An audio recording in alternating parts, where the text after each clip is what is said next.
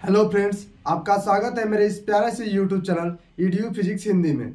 आज हम प्रश्नावली 3.2 का पार्ट नंबर 3 लेकर आए हुए हैं, जिसमें आज हम पार्ट नंबर 3 में प्रश्नावली 3.2 को खत्म करेंगे।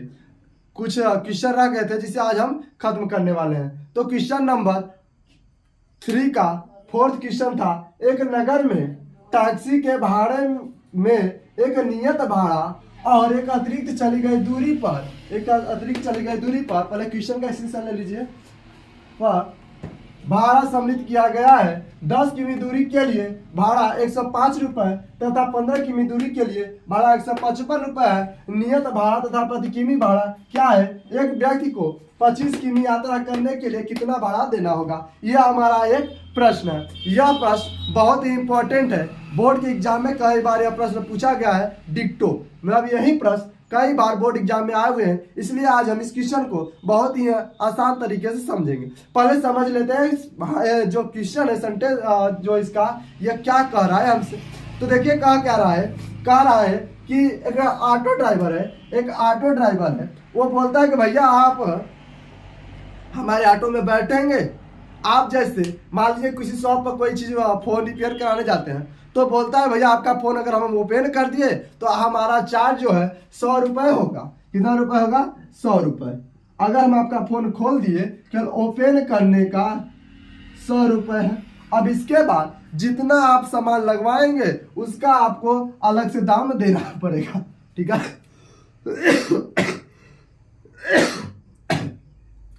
तो ऐसा बोलता है।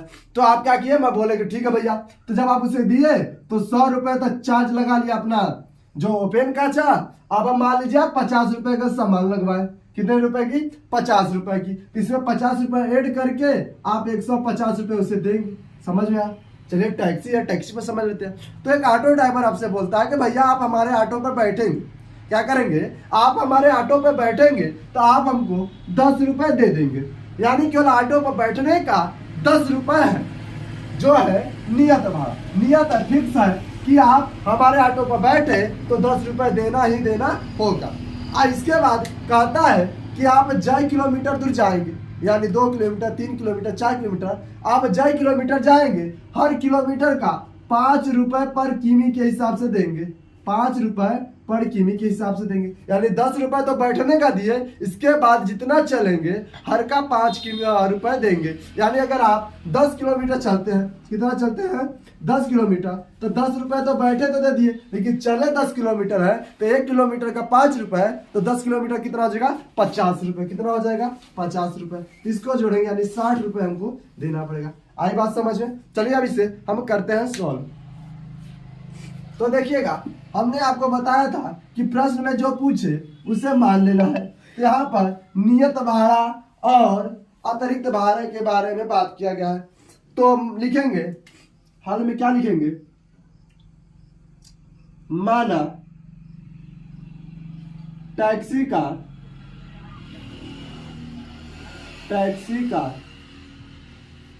नियत भाड़ा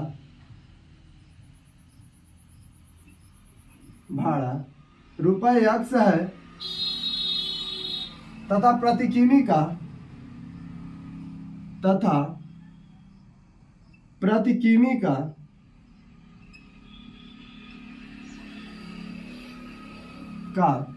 अतिरिक्त भाड़ा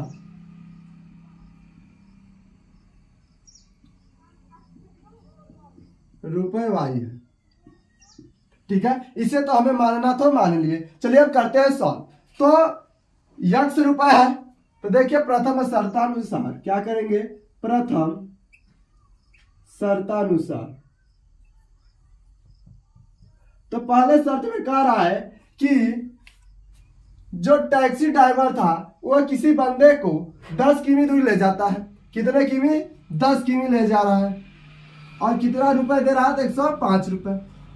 तो 10 किलोमीटर ले जा रहा है। तो पहले बताइए, जब ऑटो में आदमी बैठेगा तभी तो जाएगा। अब ऑटो में बैठा है तो 1 रुपए दे देगा। हम बताए थे बैठने पर 10 रुपए दे रहा था, यहाँ पर 1 रुपए है, तो बैठने का कितना दे दिया? 1 रुपए दे दिया। ठीक है। अब इसके बाद वह 10 किमी चल रहा है। क्या किमी? 10 किमी चल रहा है और 10 किमी जा रहा है, लेकिन 1 किमी का कितना है? प्रति किमी मतलब 1 किमी। 1 किमी का कितना है y रुपए, कितना है y रुपए, तो y का इसमें क्या हो जाएगा गुना, और कितना रुपए दे रहा है पूरा 105 रुपए। ये हो गया समीकरण नंबर 1। समझ में आया? चलिए अब देखते हैं द्वितीय शर्त अनुसार। तो दूसरे शर्त में कहा कर रहा है, द्वितीय शर्त अनुसार, तो दूसरे शर्त में क्या कह रहा है कि जो दूसरा व्यक्ति था वह 15 किमी चलता है और कितना रुपए देता है 155 रुपए। तो ये बंदा भी ऑटो में जब बैठेगा तो 100 रुपए दे देगा, ठीक है। अब यह कितना दूर चलता है 15 किमी, कितना चलता है 15 किमी, लेकिन 1 किमी का y रुपए, तो 15 किमी का 15 y हो जाएगा, अब बराबर 155 रुपए। ये हो गया समीकरण 2। आई बात समझ में? अब चलिए कर लेते हैं इसे हम लोग सॉल्व। तो यहाँ पर हम प्रतिस्थापन विधि लगाएंगे, क्योंकि ये इस चैप्टर में हम प्रतिस्थापन विधि ही पढ़ रहे हैं। तो लिखेंगे समीकरण 1 से, इससे समीकरण 1 से, समीकरण 1 क्या है भैया? तो ये समीकरण 1 है, x प्लस 10y इक्वल 105। यहाँ से हम x की वैल्यू निकाल लेंगे, तो x की वैल्यू निकालेंगे तो x इक्वल हो जाएगा 105 और माइनस 10y, इक्वेशन नंबर 3। अब लिखेंगे समीकरण 3 का मान समीकरण 2 में रखने पर एक बात ध्यान रखेंगे कि जो समीकरण यहाँ पर ले रहे हैं समीकरण 1 से ले रहे हैं, तो जो मान निकलेगा उसका उसमें मान नहीं रख सके, बकाया जो एक समीकरण बचा है उसमें रखेंगे। तो लिखेंगे समीकरण 3 का मान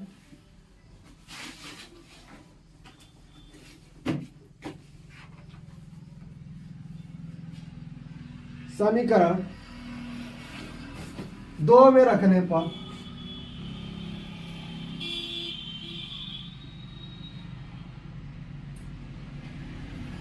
चलिए, तो समीकरण 2 क्या है? समीकरण 2 है x plus 15y equal to 155, ठीक है।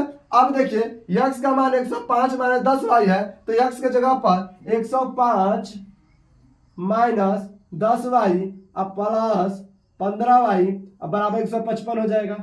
यहां तक आए समझ में? ठीक है। अब क्या करेंगे, यहां देखिए इन दोनों को जो सॉल्व करेंगे तो आएगा 5y इक्वल 155 और 105 को 5 करेंगे तो हो जाएगा कितना 105 माइनस में, ठीक है। अब देखिए क्या होगा, अब देखिए 5y इक्वल टू 155 में से 105 घटाएंगे तो हो जाएगा 50, कितना आएगा 50। अब यहाँ से y की वैल्यू निकाल देते हैं, 50 बटा 5 यानी कि 10, अतः y बराबर कितना आया 10 रुपए, ठीक है। अब y बराबर 10 समीकरण नंबर 3 में रख देते हैं, क्योंकि हमें x की मान निकालना है। किसी भी समीकरण 1 2 3 किसी में रखेंगे हमारा मान सही आएगा, लेकिन 3 से निकालना आसान है, इसलिए y का मान समीकरण 3 में रखते हैं। तो लिखेंगे y बराबर 10 समीकरण 3 में रखने पर। तो समीकरण 3 क्या है? तो समीकरण 3 है x बराबर 105 प्लस माइनस 10y, तो x इक्वल टू 105 माइनस 10 और y की वैल्यू 10 है तो 10 रखेंगे, तो x इक्वल टू 105 माइनस 100, तो x इक्वल टू कितना आएगा 5। अतः हमें यह पता चल गया कि जब हम ऑटो में बैठ रहे थे तो 5 रुपए दे रहे थे, इसके बाद जो किलोमीटर चल रहे थे उतना का रुपए दे रहे थे 10 रुपए दे रहे थे। तो अब आगे कहता है तीसरी शर्त में, तीसरे शर्त में कह रहा है कि 25 किमी दूरी के लिए कितना रुपए देगा। तो लिखेंगे क्या लिखेंगे, तो 25 किमी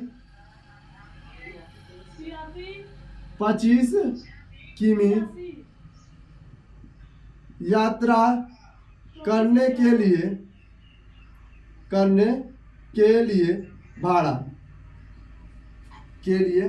भाड़ा, तो क्या होगा 25 किमी यात्रा करने के लिए भाड़ा, तो हम बताए बैठने का 100 रुपये, ठीक है, बैठने का 100 रुपये।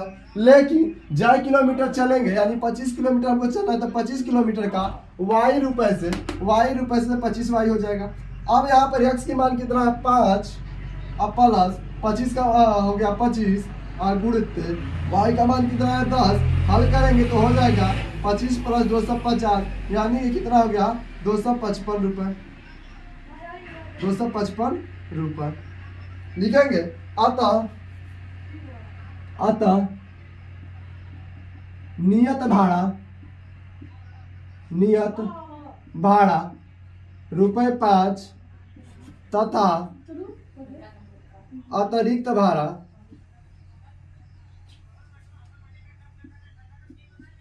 ₹10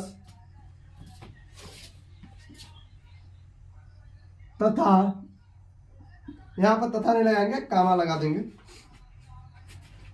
तथा 25 किमी के लिए भाड़ा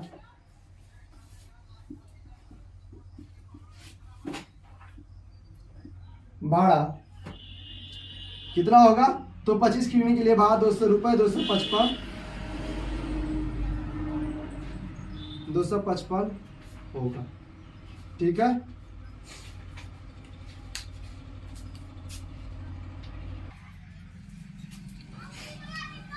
ठीक है।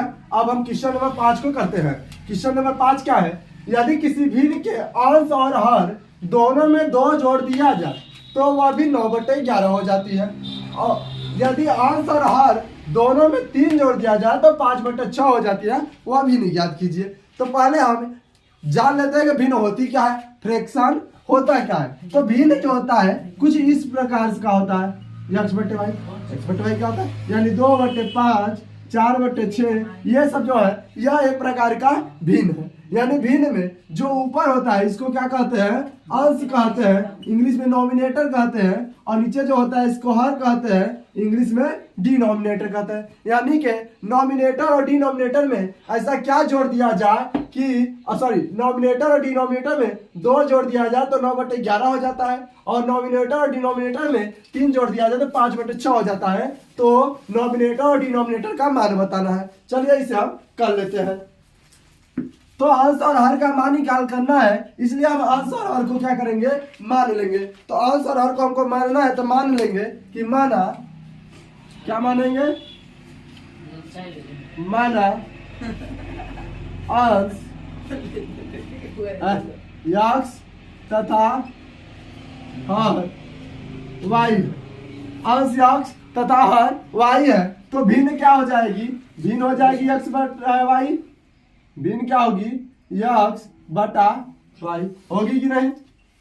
चलिए, तो प्रथम शर्तानुसार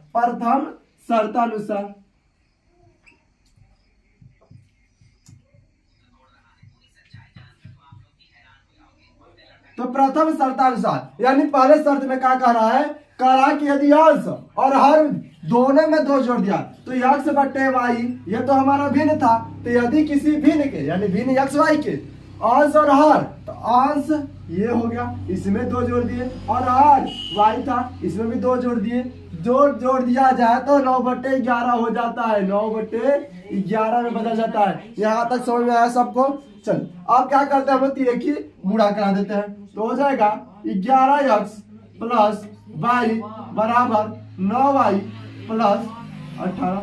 अब x और y को हम एक तरफ रख लेते हैं, तो हो जाएगा 11x - 9y बराबर 18 - y।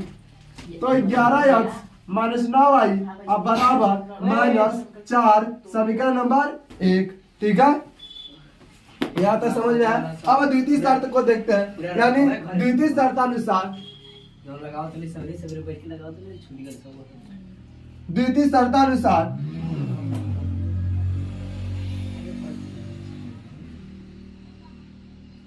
तो दूसरे शर्त में क्या कह रहा है कि यदि अंश और हर दोनों में 3 जोड़ दिया जाए, तो यहाँ पर हर अंश हो गया, ये हर हो गया, इन दोनों में क्या कर देंगे, 3 को ऐड कर देंगे, तो क्या बन जाएगी संख्या 5/6 हो जाती है, यानी 5/6। अब क्या करेंगे, तिरकी गुणा कराएंगे, तो हो जाएगा 6x + 18 बराबर 5y + 15। कट तो नहीं रहा है ना। चलिए अभी एक लाइन चलेगा, तो क्या करेंगे, x y को एक साइड लिख लेंगे, 6x - 5y = 15 - 18 तो क्या बन जाएगा, x इक्वल टू -3, सॉरी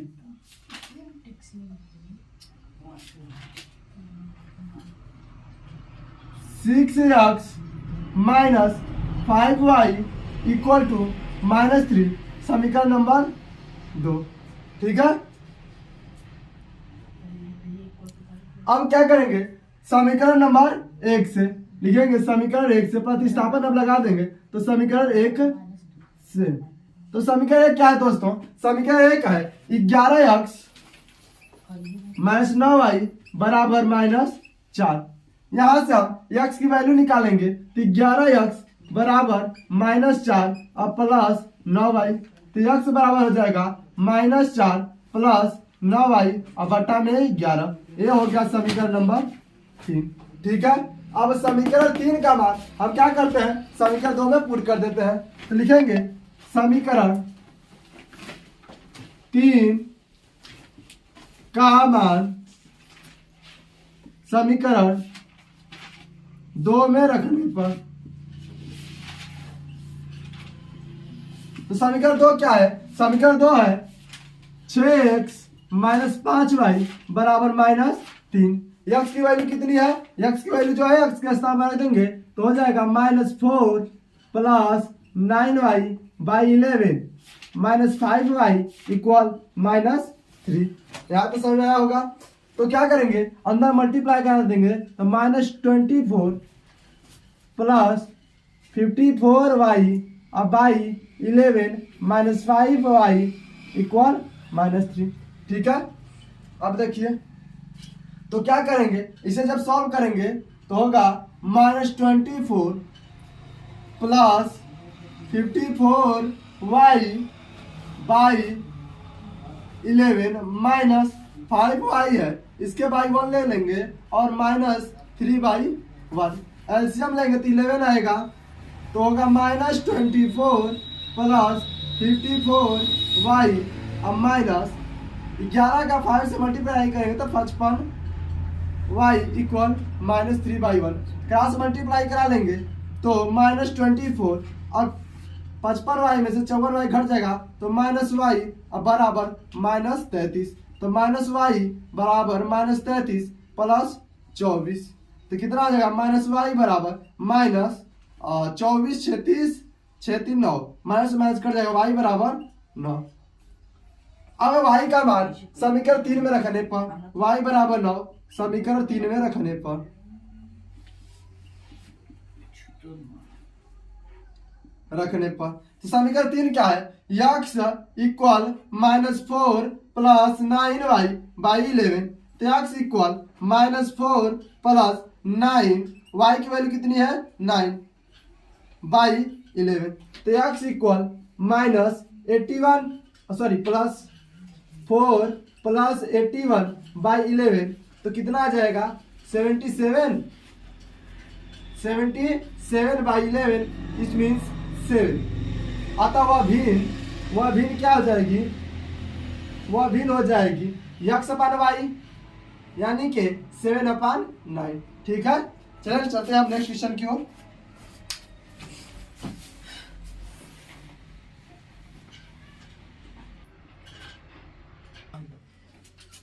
ठीक है, अब देखिए क्वेश्चन नंबर 6 है, 5 वर्ष बाद जैकब की आय उसके पुत्र की आय से 3 गुनी हो जाएगी।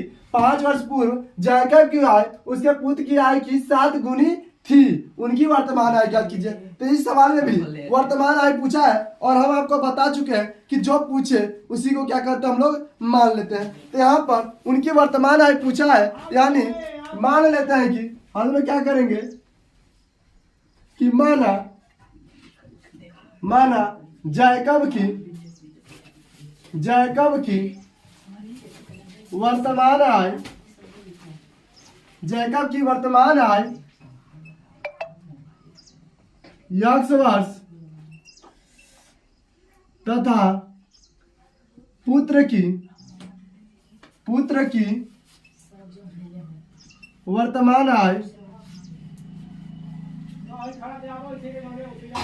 y वर्ष है, ठीक है। अब देखिए तो इसमें क्या कर रहा है, प्रथम शर्तानुसार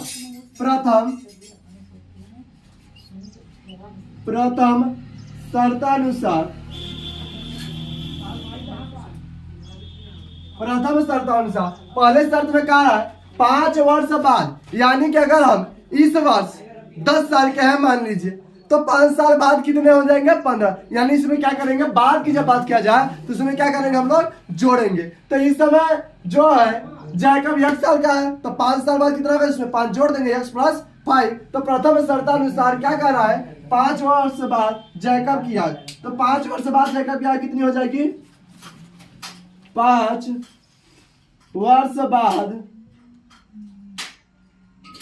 5 वर्ष बाद जैकब की आयु, तो इस वर्ष जैकब जो है वर्तमान में 1 साल का है, तो 5 साल बाद में 5 साल को कर देंगे, जोड़ देंगे। ठीक है। इसी तरह से 5 वर्ष बाद अब जैकब बढ़ेगा तो पुत्र भी तो बढ़ेगा, तो पुत्र की आयु कितनी हो जाएगी, इस टाइम पुत्र की आयु y वर्ष है, तो 5 साल बाद कितनी हो जाएगी, y + 5। ठीक है। अब आपको क्या करना है, एक बात ध्यान देना है, जब इस टाइम का सवाल है वर्ष वाला, यानी कि इस वर्ष इतना उम्र है, उस वर्ष इतना होगा, तो इस टाइप के सवाल में जो 2 लोग रहेंगे उन दोनों को आपस में क्या कर लेना है, बराबर कर लेना है, इस तरह से। अब क्या करना है, देखना है कि कौन किसका गुना है, तो कह रहा है पुत्र की आय से 3 गुना, किसकी, तो पुत्र की, और जिसकी कहे उसी में उसका गुणा कर देना है या जोड़ देना है। तो कहा है पुत्र की आय से 3 गुनी है, तो पुत्र की आय में 3 को गुणा कर दिए। अगर बोलता पुत्र की आय से मान लीजिए 10 साल बड़ा है, तो पुत्र की आय में 10 को क्या करते, जोड़ देते। यहां तक समझ में आया, चलिए आगे करते। तो होगा x + 5 = 3y + 15। ठीक है। अब हम x और y को एक साइड में कर लेंगे, तो क्या होगा, x और y को उधर ले जाएंगे तो -3y = 15 - 5, यानी कि x - 3y = 10, समीकरण नंबर 1। ठीक है। यहां तक समझ में आया। अब देखते हैं समीकरण नंबर 2 को, यानी द्वितीय शर्तानुसार।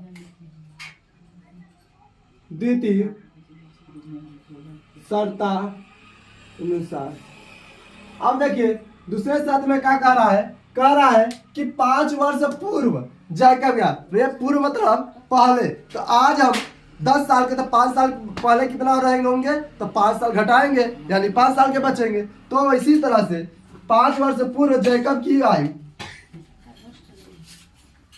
5 वर्ष पूर्व जैकब की आयु, तो 5 वर्ष पूर्व जैकब की आयु कितनी हो जाएगी, तो x - 5।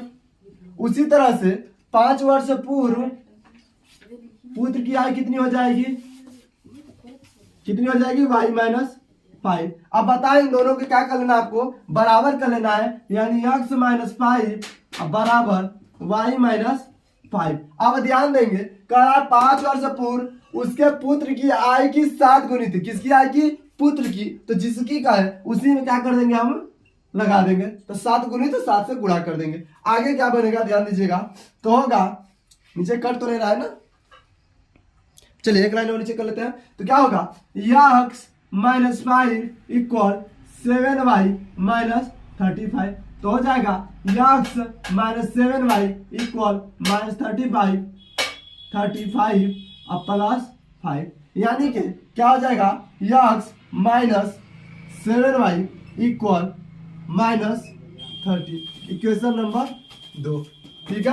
अब इक्वेशन नंबर 2 और 1 को क्या करेंगे, सॉल्व करेंगे। तो लिखते हैं समीकरण 1 से,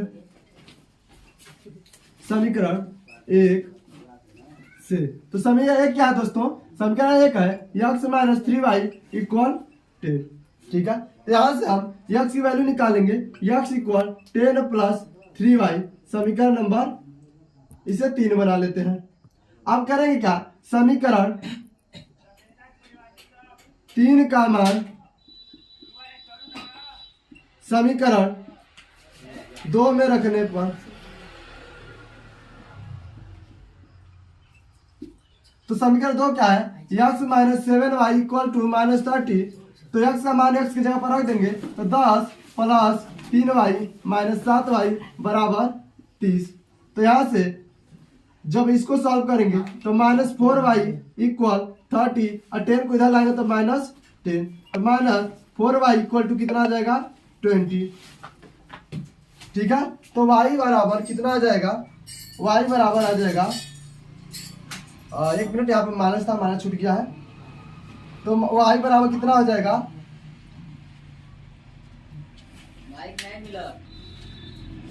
जस्ट 1 मिनट, यहाँ से हो जाएगा माइनस 4y इक्वल माइनस 40। तो माइनस से माइनस कट कर लेंगे, y इक्वल आ जाएगा 10। ठीक है, अब लिखेंगे y बराबर 10 समीकरण 3 में रखने पर, 3 में रखने पर, तो 3 क्या है, x बराबर 10 प्लस 3y। तो x बराबर क्या आ जाएगा 10 प्लस 3 गुणते 10। तो क्या हो जाएगा x बराबर 10 प्लस 30, यानी x बराबर कितना आ गया 40। तो क्या लिखेंगे, लिखेंगे अतः जैकब की वर्तमान आय, जैकब की वर्तमान आय कितना होगा, जैकब की वर्तमान आय 40 वर्ष, 40 वर्ष तथा पुत्र की वर्तमान आय 10 वर्ष होगी। ठीक है, आज यह चैप्टर समाप्त होता है। अब हम अगले चैप्टर को शुरू करेंगे।